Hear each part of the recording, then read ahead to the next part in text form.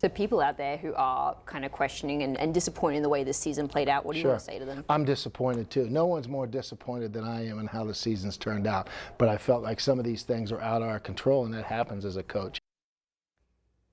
UTEP football still have 2 games left, but with the Miners guaranteed their 5th losing season in Dana Dimel's 6th year, questions have been circling for the past few weeks if Dimel will see out his contract.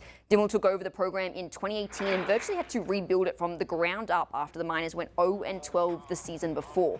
In his first 2 years, he grabbed just the 2 wins out of 22 games, and even though the growth wasn't showing in the form of dubs, it was evident he was having an impact. And come 2021, it was on full display. The Miners went 7-6 and secured their first bowl game since 2014 and just the 15th in program history. After that, Dimel received a pay bump and a 2-year contract extension, and rightly so.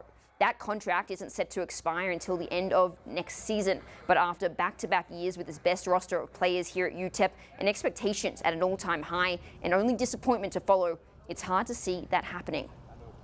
Coach, I know you don't go on social media, but a lot of UTEP fans after this season are calling for your job.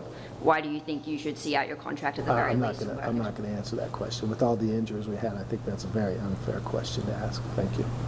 And to Dimel's credit, there have been a heck of a lot of injuries. Dimel actually told me today that number is at 25 or 26 guys, and a lot of them are in pivotal positions. Starting quarterback Gavin Hardison hasn't played since week 5, and today we learned that he won't be back this season after having surgery last week. Meanwhile, leading wide receiver Tyreen Smith only played 3 games before getting injured, as well as a plethora of others. Now, if UTEP don't think that's a good enough reason to keep Dimel, they are well within their rights to let him go a season early, but it would come with a hefty payout fee. Dimel is set to receive a base salary of $850,000 next season. They would have to pay him 65% of that plus a couple of extra months. So you're looking at over a $667,000 buyout. Now, it's no $76.8 million Jimbo Fisher buyout from Texas A&M, but it is a lot of money for the UTEP program. Really, for me, this decision comes down to if athletic director Jim Sena values money or winning more, considering their fierce rivals just up the road in the NMSU Aggies are finding insane success on the field